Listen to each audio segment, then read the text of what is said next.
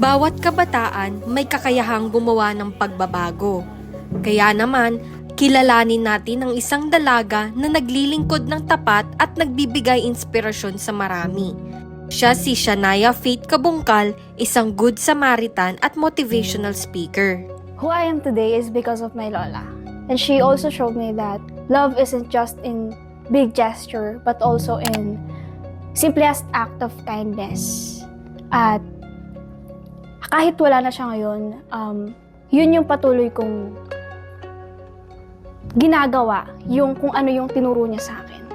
Simula 16 years old, buwan-buwan ay tumutulong siya sa mga nangangailangan mula sa tahanan para sa matatanda, ampunan hanggang sa mga pasyente sa ospital. Pumupunta ako sa mga lugar na yung mas may mga nangangailangan ng tulong. Sila yung mas may pangangailangan. At ang tinutulong ko sa kanila yung mga simpleng foods, ganyan, at simpleng motivation. Para sa 21-year-old na Good Samaritan, hindi mahalaga ang laki ng tulong. Ang mahalaga yung nagmumula sa puso. Bilang babae at bilang kabataan, gusto kong ipakita at pa-feel nila na hindi hadlang ang gender or age para tumulong. Dahil kahit gaano man yan kasimple, kung galing sa puso mo, malaking bagay yon para sa ibang tao dahil hindi natin alam kung gaano kabigat at kung ano ang laban ng bawat isa. At bilang motivational speaker, ibinahagi niya ang kanyang kwento kagaya ng struggles, lessons at growth para ma-inspire ang kabataan at kababaihan.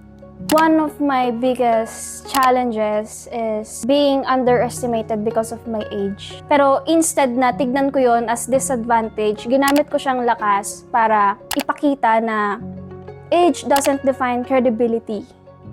Gusto ko ipakita sa kanila na kahit batang babae ako, may mga bagay akong kayang gawin. Gusto kong ipakita sa kanila na mahirap ang journey bago mo makuha ang mga pangarap mo, pero mas mahirap kung hindi mo susubukan.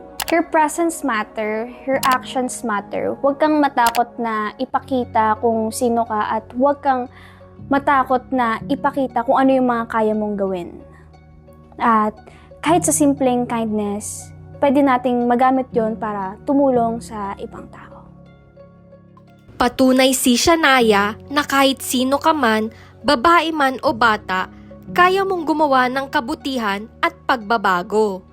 Ako si Pauline Del Rosario ng Bandera.